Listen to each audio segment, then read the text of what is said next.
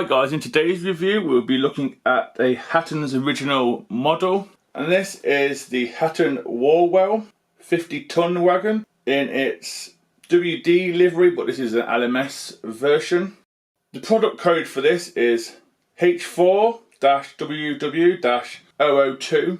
I didn't buy this one from Hatton'S, I bought this off my good friend Harry Chapman. He was selling a few items of railway stuff, and I bought this one off him. The original price for these from the Hatton'S website, I believe, was between £33 and £37 originally when they first came out in 2017. This is era 3 upwards, I think to like era 7 from what Hatton'S was saying on the website. So let's get in the review and see if these are worth the money or not. With this Warwell model, you do get some details to add yourself. You get some, looks like vacuum pipes. You also get some 4 different hook styles in there as well, which is always a nice touch. I believe everything in there is made out of plastic by the feel of them. And the bag isn't resealable. As we move on to the front or back of the wagon, depending on your preference, we do have metal sprung buffers.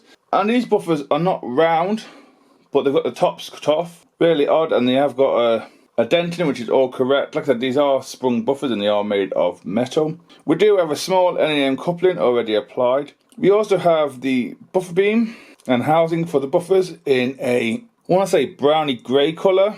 This is a WD livery. We also have quite a few rivets as well. We have a few holes for details, mainly the hook and links. We also have some springs as well, either side of the coupling too.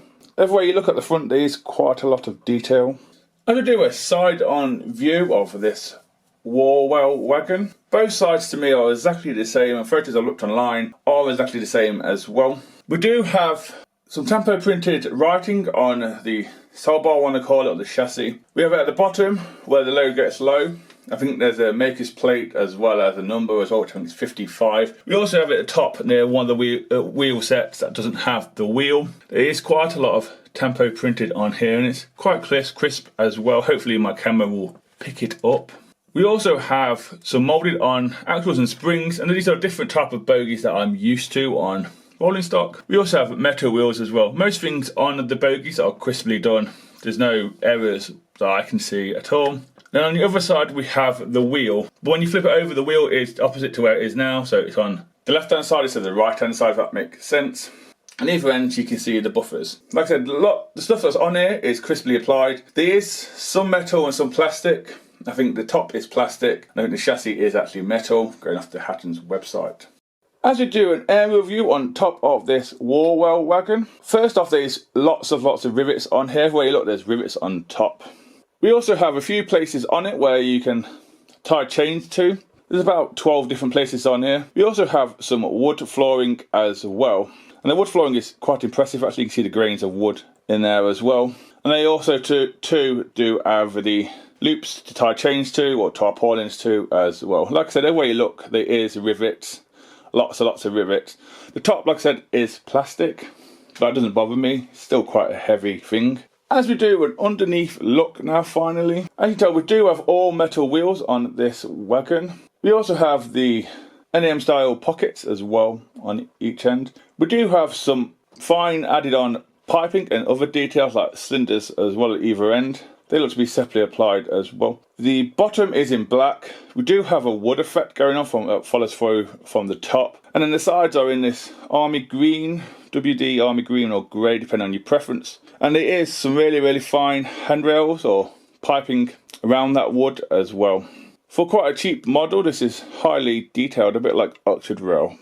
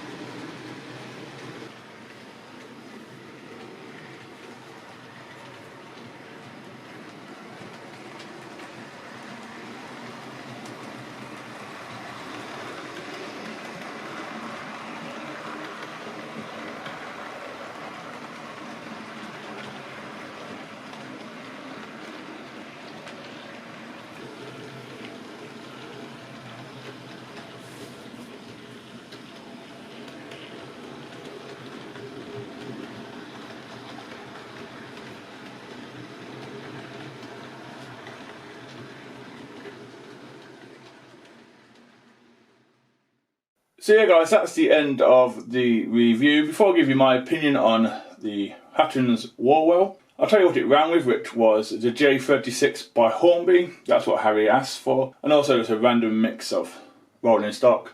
Like I said, I bought this second hand or even third hand talking to Harry Chapman, who I bought it off. If you've not seen his channel, I'll put a link up now to check it out. So it has had some uses in the past.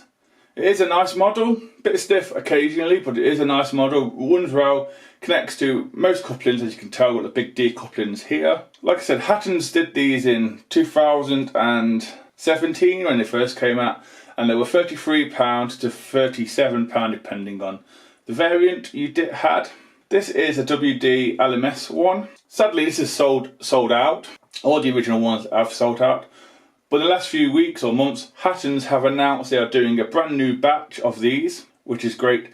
And they are going to be actually cheaper than what the original ones were. The original ones, like I said, were £33 or £37 depending on your preference. The new ones are £25, so it's a good bargain that is really.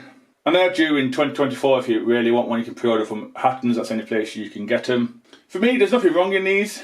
Looking at these, it is making me want to get the Oxford Rail version of these now, just to do a comparison and see if they're any good. Like I said, this is mainly plastic with a few metal bits. I think the chassis is metal, but on the website it says it's plastic and metal. It's highly detailed. You get a detail pack to add. I wish they'd add the hooks or the chain links for you, but I can see why they haven't because of the name couplings and all that. Would I recommend one of these? I think I would if it was for the right person. Like you could do preserved, you could do any of them. Like I said, it's from era 3 upwards, going off the Hatton'S site. You could easily put a load on them or even buy a load with them. An old boiler, a tank, a lorry. But yeah, it does the job and they are quite cheap. Even at £33, they are still pretty cheap compared to some manufacturers, and the new batch being £25. I don't know how Hatton'S can do it when other manufacturers are putting their prices up. So it's a thumbs up from me. Very impressed by it, and a big thank you to Harry Chapman for selling it to me. He's gave me some stock and I said, can I buy that off you? He said, yeah, that's fine. So thanks to Harry. Hopefully I'll see you in the next review, so please take care and goodbye.